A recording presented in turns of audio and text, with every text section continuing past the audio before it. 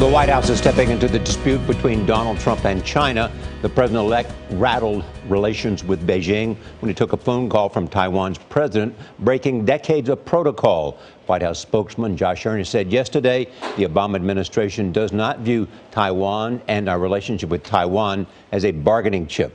Mr. Trump had suggested the U.S. is not bound by the so-called one China policy that views Taiwan as part of China. Adriana Diaz is in Beijing with why China is so upset and the possible risk of confrontation. Adriana, good morning.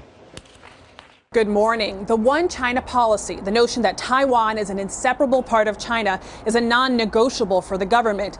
In fact, accepting that policy is a prerequisite for any country that wants to have diplomatic ties with Beijing. So Donald Trump's comments not only infuriate the leaders here, they put the future of the U.S.-China relationship in jeopardy. China's Foreign Minister Wang Yi issued a clear warning Monday. Anyone who tries to damage the one China principle, he said, is simply lifting a rock that will drop on their own foot.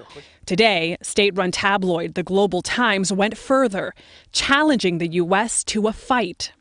An editorial read, especially in the Taiwan Strait, China is now confident enough to arm wrestle with the U.S. The tough talk comes after President-elect Trump bruised China by breaking protocol and speaking to Taiwan's leader.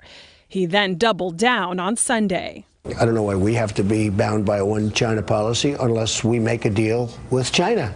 But for China, that policy is not a deal up for negotiation. Taiwan touches the most sensitive nerves in Beijing. Tang Zhao is a fellow with the Carnegie Institute. The one China policy is seen as the foundation of U.S.-China bilateral relationship.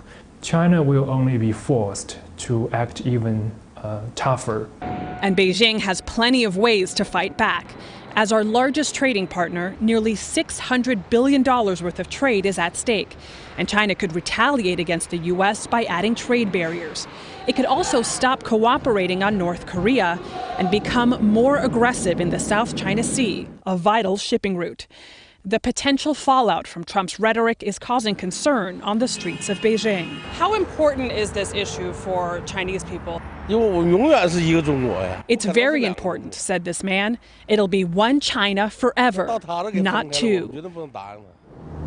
Adding to the mixed signals, Trump's pick for ambassador here, Terry Branstad, is a longtime friend of Chinese President Xi Jinping, which could make defending any change in America's position on Taiwan even more difficult.